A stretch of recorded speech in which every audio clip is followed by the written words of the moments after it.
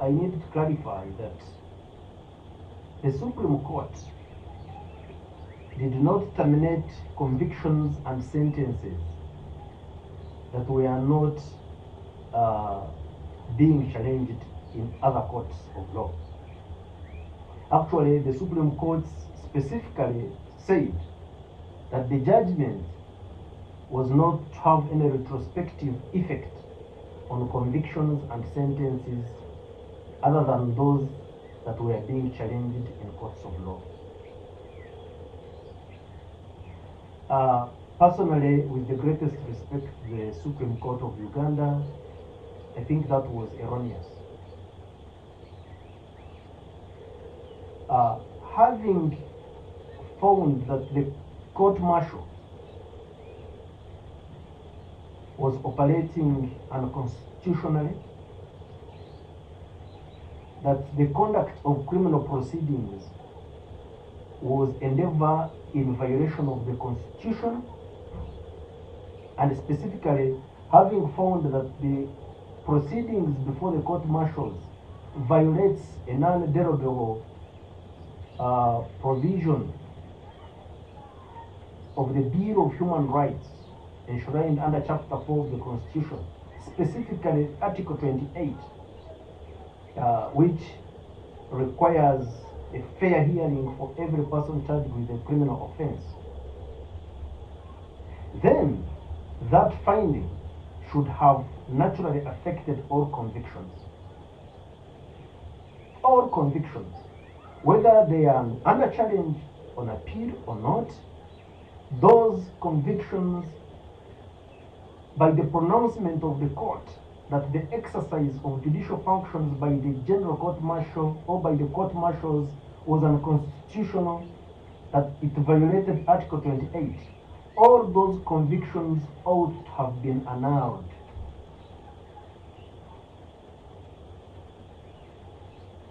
There is absolutely no justification for saving a conviction, for saving a sentence, or for saving any proceedings which a court of law has found that such were mounted or imposed through the violation of the Constitution of Uganda. Moreover, the violation of non-derogable articles within the Constitution of the country. No. So to me, the saving of those convictions and sentences was a regrettable oversight by the Supreme Court. And illegality has no place in law. Now, a violation of Article 28 of the Constitution is not mere an illegality. It is a violation of the Constitution, which the Constitution itself under Article 44 says should never happen.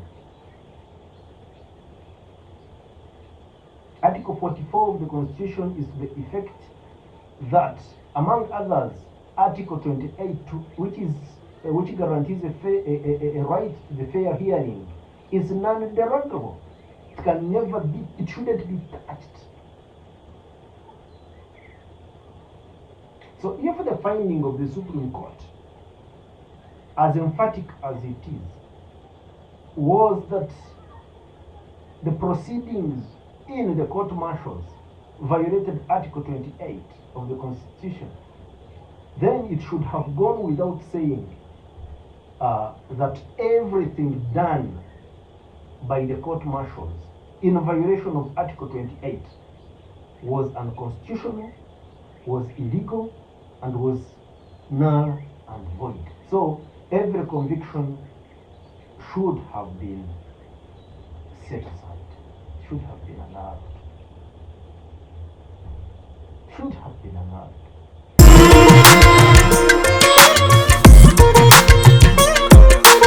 So I have told you that the cases were not terminated. It is the proceedings for the court-martial that was terminated, was short-circuited. So this means that every person, every civilian who was under trial before the GCM, before the court martials, is now due for trial before the civil courts of competent jurisdiction. Now, to me, that itself was a mistake by the Supreme Court. I have explained to you that the decision of the Supreme Court heralds a violation of the Constitution, a violation of Article 28 of the Constitution. So it means that all people who are directly affected by the judgment have been victims of a violation of human rights. Not mere human rights, by the way, a violation of non-derogable rights. Therefore, the Supreme Court had the opportunity to invoke the Human Rights Enforcement Act and declare that their subsequent trials, even before the civil courts, are illegal. The effect of the Human Rights Enforcement Act is that prosecutions mounted against the background of blatant violation of human rights are illegal.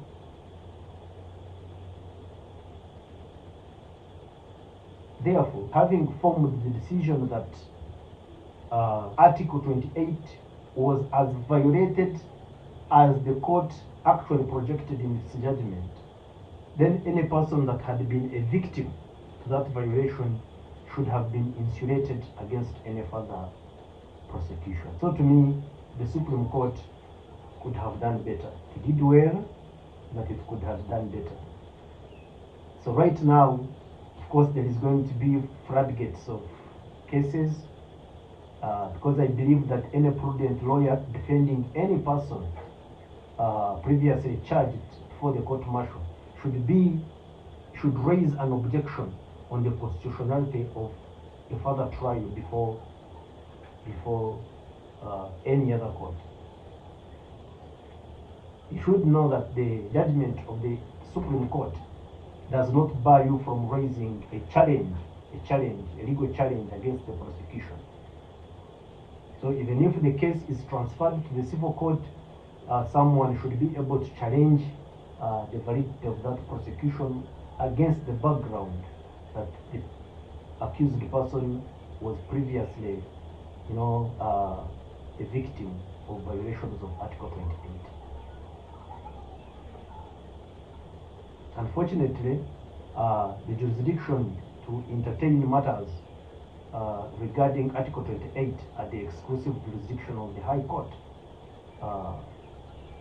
in terms of enforcement, while some of these cases will obviously be before the magistrates' courts. So I believe lawyers will be able to really harmonize the law and see how to proceed for the benefit of their clients.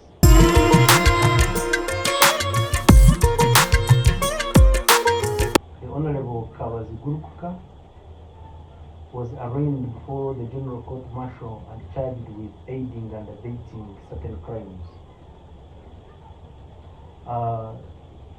Unfortunately, within the charge sheet, it was not disclosed who the Honorable Kawazi Gurukuka had allegedly aided to commit crime. That is why you had the Supreme Court briefly considering that issue with regard to the defects in the charge sheet, because one of the attacks leveled against the prosecution, or one of the challenges raised against the prosecution, was that the charge was incurably illegal.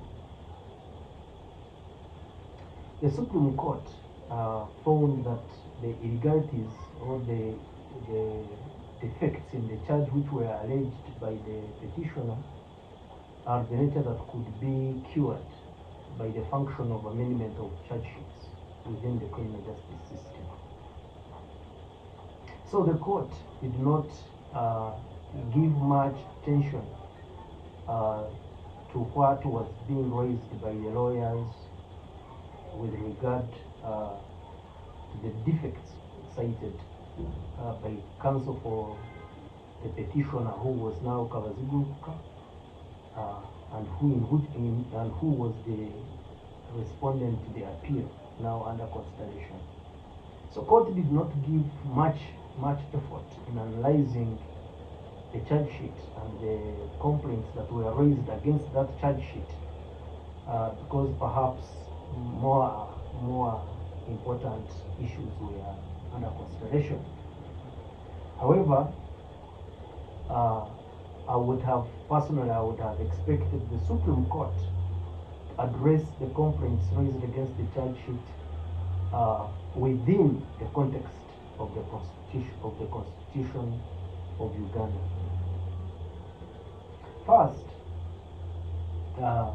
it is one of the tenets of a fair hearing that the person charged with a criminal offense should be able to understand the true nature of the offense leveled against him.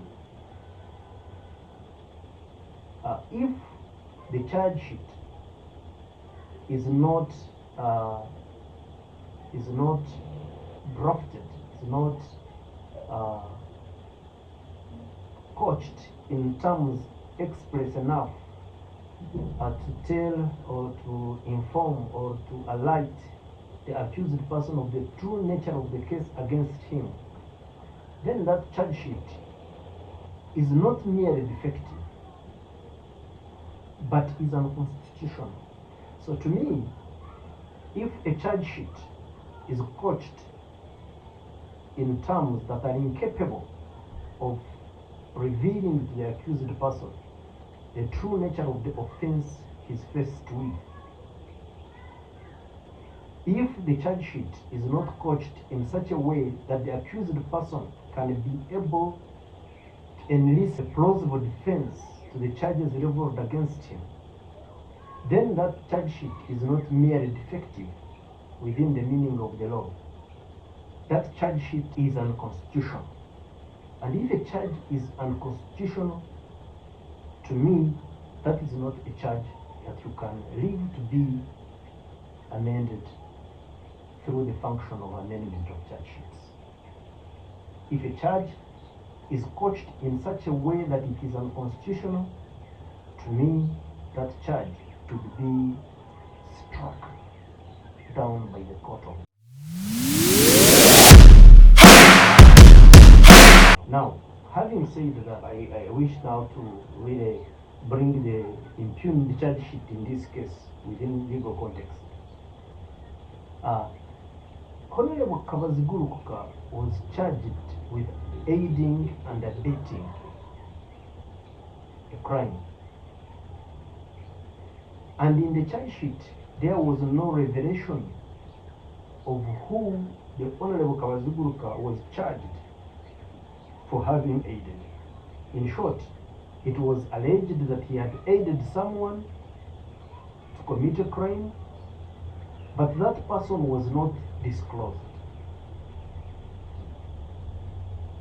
Therefore, the defect in the charge had the capacity to deny the accused person of the actual offense that he had committed. Because if you do not tell me who I aided, you have not told me how I committed the crime. If you do not tell me who you are alleging that I aided to commit a crime, how can I defend myself? How can I enlist a defense for aiding someone that I don't know? Because I couldn't have aided the whole world to commit a crime. You must be able to specifically, state the person who I am alleged to have aided to commit a crime, so that I raise my defense within the context of that person. It could be that I do not know this person altogether. It could be that I have never met this person altogether. So the person aided is critical to a charge of aiding and abetting a crime. If you do not tell me the person you allege I aided to commit a crime, I am incapable of enlisting a defense against such a charge. And if I am unable, by the charge sheet, if I am unable to get sufficient facts to enlist a defense to defend myself, then the charge sheet is not just onerous, it is unconstitutional. And something that is unconstitutional has no place in law. Such a charge sheet should suffer only one fate: to be struck by the court of law.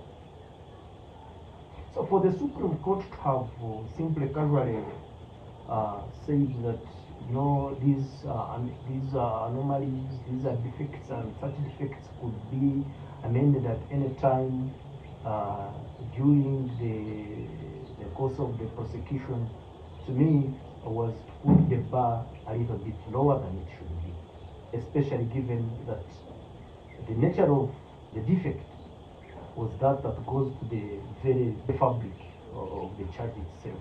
And as much as such a charge was incapable of disclosing to the person the actual offense the person was charged with, as much as to the extent that the charge offended the tenets of a fair hearing within the scope of Article 28 of the Constitution, to me, that charge was unconstitutional. It was a dead on arrival, and it should have been struck down by the court, not being saved and romanced with, under the consideration that it can be amended to cure the illegality or the defects during the course of the trial.